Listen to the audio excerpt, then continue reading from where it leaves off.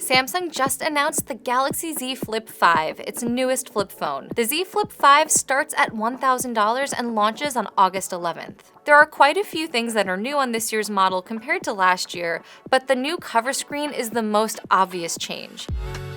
Samsung is also using a new hinge that eliminates the gap, allowing the phone to close completely shut. I had a few minutes to play with the Z Flip 5, and it seems like Samsung's flip phone is moving in the right direction. But before we dive deeper into my impressions, let's take a closer look at what's new, starting with that cover screen, which Samsung is now calling Flex Window. It measures 3.4 inches, making it much larger than the 1.9-inch screen on the Galaxy Z Flip 4, but still slightly smaller than the Motorola Razr Plus's 3.6-inch screen. There are a ton of widgets on this cover screen for things like checking the weather, viewing your calendar, accessing your favorite contacts, setting a timer, and more. The other major difference in terms of how the Z Flip looks and feels is its new hinge. Samsung is introducing the Flex hinge, which allows the phone to fold completely flat when closed. There are also fewer moving parts in the new hinge, which should make the Z Flip 5 more durable. The ability to fold completely shut with no gap is another trait we've seen on the Razr Plus that I'm happy to see on the Z Flip 5. The Galaxy Z Flip 5 has a 12-megapixel wide and ultra-wide camera,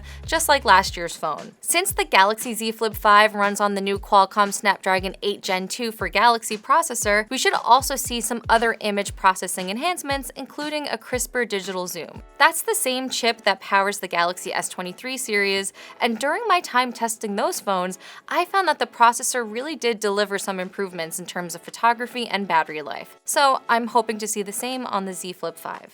But it's really the larger cover screen that's going to make the Z Flip 5 feel like a step forward. As I mentioned in my Motorola Razr Plus review, having a bigger external screen just opens up new use cases for these phones. For example, when I reviewed Motorola's phone, I enjoyed using Spotify on the cover screen with the phone propped open halfway like a tent. That made it feel kind of like a mini smart display, which was pretty cool. I haven't had a ton of time with the Z Flip 5 yet, but apps and widgets seem to run smoothly so far.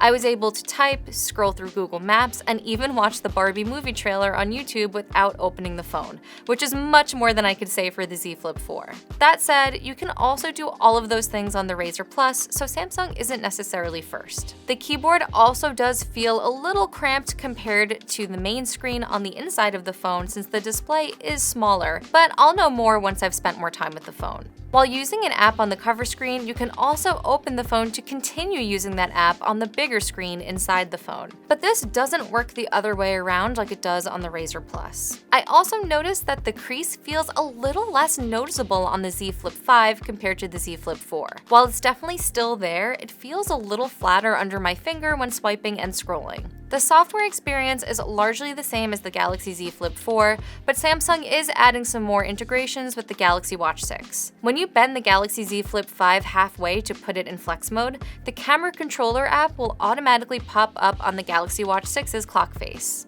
Overall, the Galaxy Z Flip 5 feels like an evolution of Samsung's previous flip phone. The bigger screen is much appreciated, and I'm really hoping that the new Qualcomm chip brings the same improvements to battery life and camera quality that we saw with the Galaxy S23 series. All of these things combined could make the Z Flip 5 easier to recommend. But $1,000 is still expensive for a new phone, and at the end of the day, you're still paying a premium for a phone that folds in half. Whether it will be better than the Razr Plus remains to be seen. We'll know more after we've had a chance to fully review the Galaxy Z Flip 5. So what do you think of the Z Flip 5? Let me know in the comments. And don't forget to follow CNET for more Samsung coverage, including our written story, which has more thoughts and impressions. Thanks for watching, and I'll see you next time.